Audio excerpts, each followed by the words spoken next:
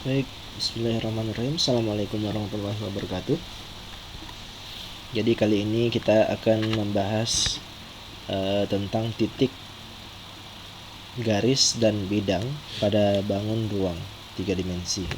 Atau secara definisi. Jadi di dalam geometri itu ada yang namanya titik, ada yang namanya garis, dan namanya bidang. Titik, garis, dan bidang. Nah, titik dalam dimensi 3 itu merupakan lokasi merupakan lokasi dari suatu objek yang disimbolkan atau digambarkan sebagai noktah. Nah, contoh titik adalah sebagai berikut ya. Nah, contohnya ini titik. Nah, ada titik A. Nah, misalnya ada sebuah titik seperti ini. Nah, terus satu titik ini memiliki lokasi. Nah, kalau kita lihat di sini lokasinya adalah ada X, Y, Z. Karena di ini dimensi 3 ya. Terus misalnya kalau ada satu titik lagi di sini, misalnya titik B. Nah, ini adalah dua titik yang tidak sama karena lokasinya berbeda. Lalu kemudian itu kan titik ya. Lalu kemudian apa yang dimaksud dengan garis? Garis itu adalah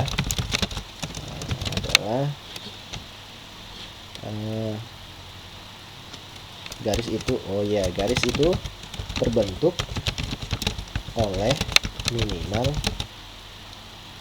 dua titik ya. Artinya garis bisa digambarkan dengan menggunakan dua titik. Nah, jadi sebuah garis itu tidak bisa kita gambarkan kalau kita cuman punya satu titik.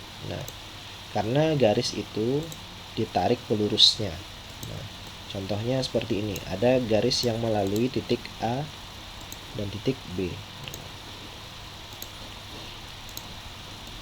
Maka dapatlah kita buat sebuah garis dari dua titik. Nah, kalau ada 3 titik bagaimana? Nah, kalau ada 3 titik maka nanti titiknya harus berada pada garis ini. Contohnya ada titik C. Nah, maka kalau kita ingin membuat sebuah garis dari 3 titik, maka titik C haruslah berada pada lintasan yang dibentuk oleh AB.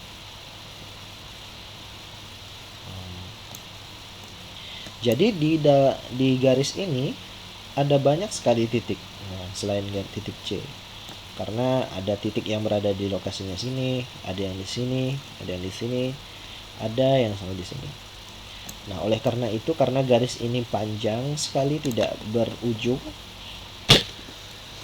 maka akan banyak sekali titik pada garis. Nah, oleh karena itu garis bisa digambarkan menggunakan dua titik. Nah, sedangkan bidang itu apa?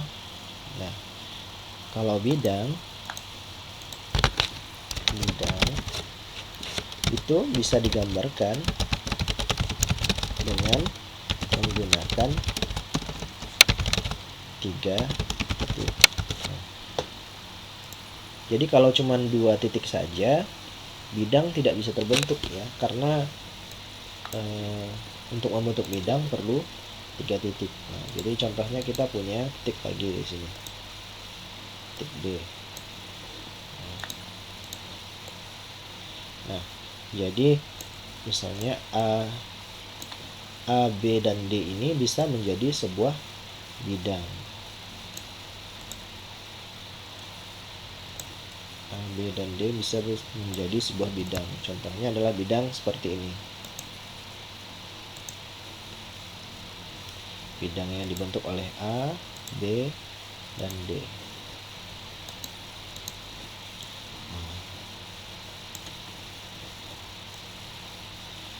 Bidang ini tidak terbatas luasnya, sangat luas, tidak terhingga. Nah, jadi kita perkecil bagaimanapun, bidang ini tak terbatas.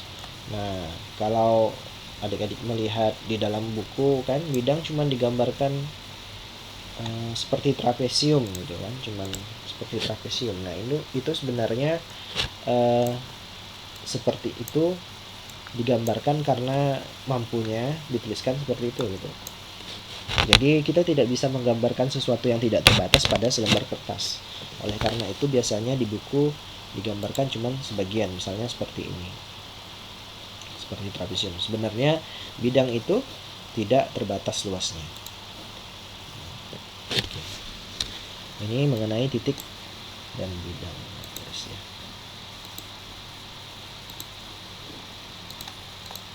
Oke, nah setelah kita mengetahui tentang titik, garis, dan bidang ini, ada juga yang namanya kedudukan, ya, kedudukan titik, garis, dan bidang. Nah, materi ini kita hapus dulu.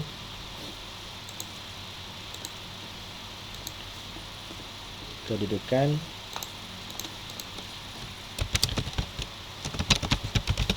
titik, garis, dan bidang.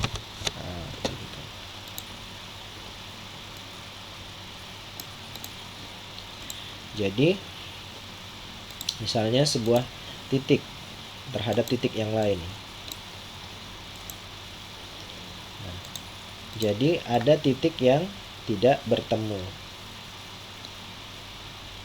Nah, tapi ada juga titik yang bertemu. Nah, jadi hubungan titik dengan titik.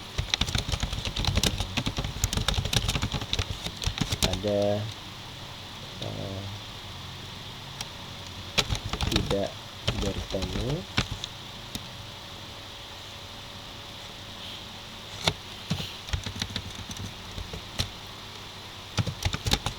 ada yang dua bertemu. Yang bertemu artinya titiknya, lokasinya sama. Nah, yang tidak bertemu berarti berbeda. Contohnya A dan B. A dan B ini tidak bertemu karena dia beda lokasinya. Nah, tapi kalau misalnya kita ada satu titik lagi, misalnya di sini, titik C, yang lokasinya juga negatif 5. Nah, maka nanti titik B dan C itu satu lokasi. Oleh karena itu kita tidak bisa melihat di mana C ya, karena dia berada di dekat dengan satu titik dengan B. Nah, jadi C-nya ada di sini. Nah, kalau misalnya kita geser ini si C, nah baru bisa kelihatan ya, karena tadi dia berada di titik yang sama dengan B. Nah, itu namanya titik yang bertemu. Nah, itu tadi hubungan titik dengan titik. Sekarang ada lagi hubungan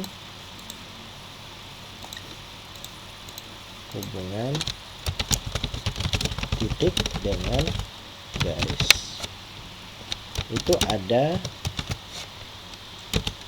pada garis, titik pada garis, dan yang kedua titik di luar garis.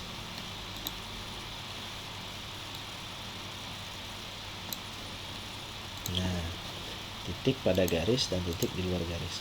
Nah, contohnya misalnya ini saya punya garis yang melalui A dan B.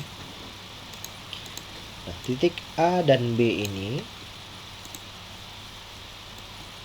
titik A dan B itu berada pada garis karena dilalui oleh garis ini. Nah, tapi kalau kita punya satu titik lagi, misalnya titik C, titik C ini berada di luar garis karena dia tidak dilalui oleh garis, kecuali titik C ini berpindah itu ke yang dilalui oleh garis, misalnya di sini. Nah, maka titik C menjadi pada garis. Nah, tapi karena C di sini, maka ia disebut sebagai titik yang berada di luar garis. Nah, seperti itu. Nah, selain hubungan titik dan titik, titik dan garis, ada juga hubungan garis dan garis. Contohnya hubungan garis dan garis.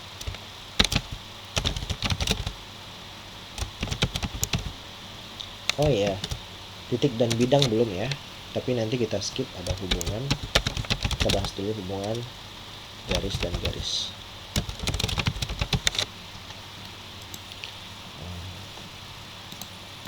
Ada yang namanya garis yang bersilangan. Ini contoh garis yang berpotongan, bukan bersilangan, berpotongan ya. Ini contoh dua garis yang berpotongan. Titik potongnya ada pada A. Nah, sehingga kalau A-nya saya geser, dia bergeser juga. Ini dua garis yang satu berpotongan. Terus ada juga garis yang sejajar. Lalu ada juga garis yang bersilangan. Nah, garis yang bersilangan itu tidak berpotongan dan juga tidak sejajar. Tidak berpotongan dan tidak sejajar. Itu garis yang bersilangan. Nah, ini kan contoh garis yang berpotongan ya. Nah, sekarang garis yang sejajar bagaimana?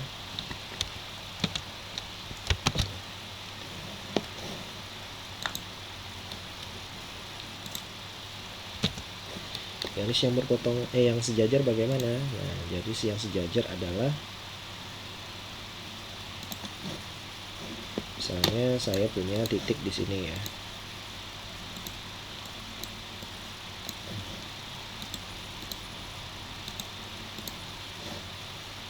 Maka garis yang sejajar dengan,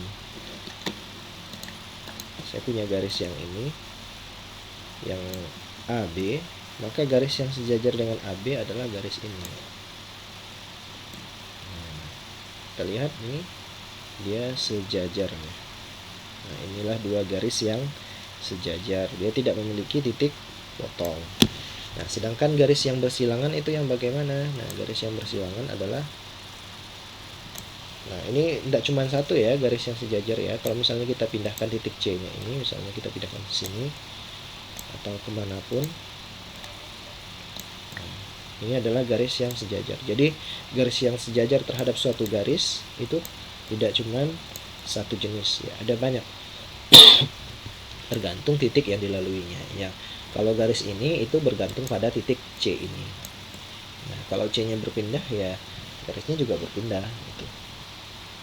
Jadi garis yang sejajar ada banyak. Nah, terus garis yang bersilangan ya bagaimana? Nah, contohnya seperti ini. Saya punya titik ini C, terus saya punya titik di sini D. Saya gambar titik dari C ke D. Nah, kalau kita lihat dari perspektif ini, dia tampak bersilangan ya, tapi sebenarnya berpotongan ya, tapi sebenarnya tidak. Nah, ini adalah dua garis yang bersilangan, yang tidak berpotongan maupun tidak sejajar. Nah, ini adalah yang bersilangan. Oke, jadi kita sudah membahas kedudukan garis dan garis. Sekarang titik dan bidang. Nah, hubungan titik dan bidang.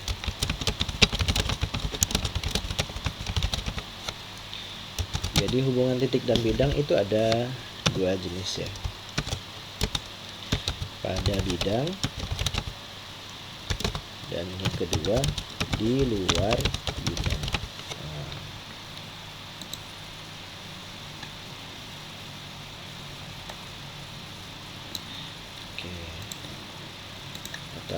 kita gambarkan dulu bidangnya. Ini garisnya saya hapus.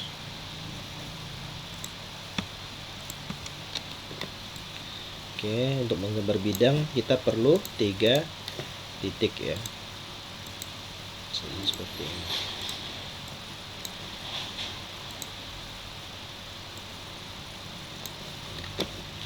Oke, terus kita gambar.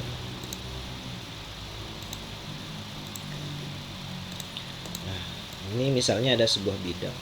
Nah, titik A, B, dan C ini adalah titik yang berada pada bidang. Nah, lalu bagaimana dengan titik yang berada di luar bidang? Nah, contohnya ada titik D ini.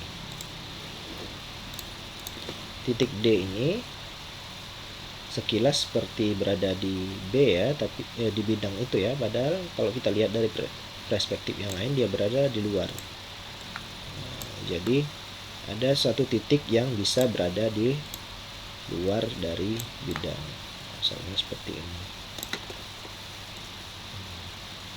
Kalau digambar agak susah ya kalau di buku. Nah, tapi kalau di GeoGebra ini kita bisa lihat, inilah dia perumpamaan titik yang berada di luar bidang. Titik yang berada di luar bidang itu adalah si D. Sedangkan yang A, B, dan C itu pada bidang.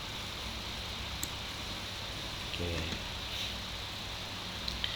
Sekarang hubungan garis pada bidang ya. Hubungan garis pada bidang. Nah, jadi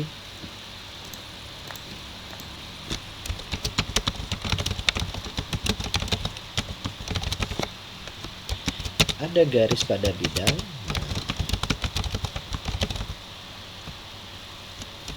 Pada bidang ada yang di luar bidang. Ada yang menembus bidang. Ada 3 ya, hubungan garis dan bidang. Nah, contohnya garis yang berada pada bidang, contohnya adalah garis yang dibuat oleh titik A dan titik B. Titik A dan titik B ini membuat garis tersebut berada pada bidang. Supaya lebih jelas seperti ini ya. Nah, kita lihat, dia berada pada bidang. Nah, inilah yang dinamakan dengan garis yang berada pada bidang. Lalu bagaimana garis yang berada di luar bidang? Nah, contohnya seperti ini.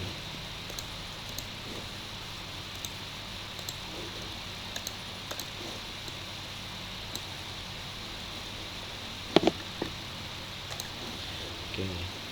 Nah, garis yang ini merupakan garis yang berada di ini garisnya menembus bidang ya. Ternyata kalau kita lihat garisnya menembus bidang. Jadi bagaimana caranya supaya dia tidak menembus bidang ya? Berarti kita harus bikin dia sejajar dengan garis yang ada pada bidang. Nah, berarti kita bikin seperti ini.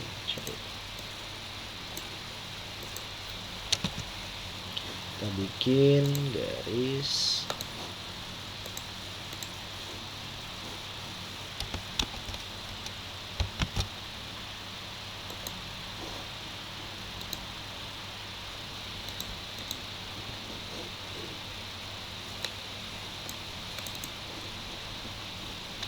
misalnya saya punya bidang nih, bidang,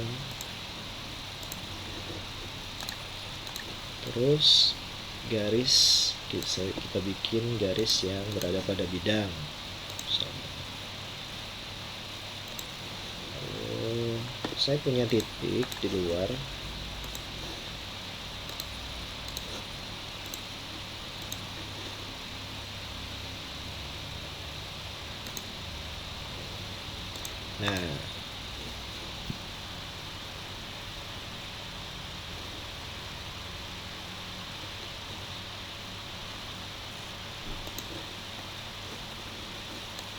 Nah, garis yang inilah yang berada pada luar bidang. Jadi untuk membuat garis yang berada di luar bidang, kita harus membuat garis yang tidak memotong bidang. Kalau garis yang memotong bidang itu yang bagaimana? Berarti garis yang menembus bidang. Contohnya ini ya.